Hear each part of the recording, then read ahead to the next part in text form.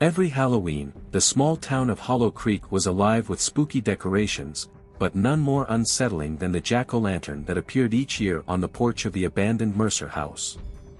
No one knew who placed it there, but its eerie grin and glowing eyes never failed to send chills down the spine of anyone who passed by. Legend had it that whoever took the pumpkin from the Mercer house would be cursed. It was a story the kids loved to share, but nobody dared test it. Well, until this year, when Ella Jenkins decided she'd had enough of the superstitions. "Come on, it's just a pumpkin," she declared to her friends, Sam and Rachel, as they stood outside the overgrown yard of the Mercer house. "I'll take it home, and you'll see, no curse." Her friends were uneasy, but Ella's confidence won them over. She marched up the creaking porch steps, plucked the pumpkin from its spot, and hoisted it triumphantly. "See? Nothing." They hurried back to Ella's house, where she placed the jack-o'-lantern on her front porch. It stared out into the street, its face eerily still, its candle flickering weakly.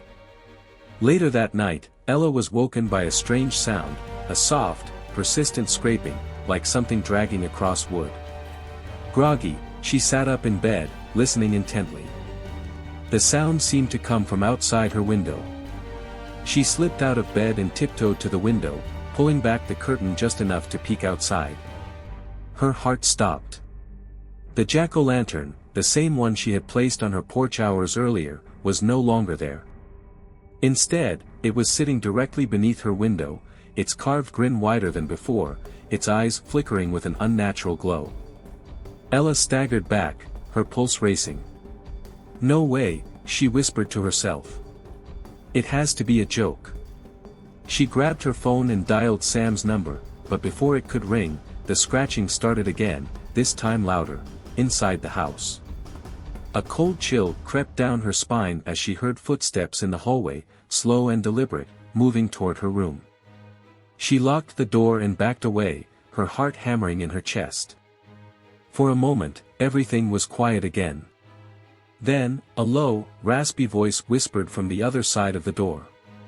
"You shouldn't have taken it." Ella froze. Her blood ran cold. The door creaked, and she could feel something pressing against it, like someone, or something, was trying to get in. The voice whispered again, sending shivers down her spine. "You have to return it." Terrified, Ella bolted from her room, dashed down the stairs, and threw open the front door.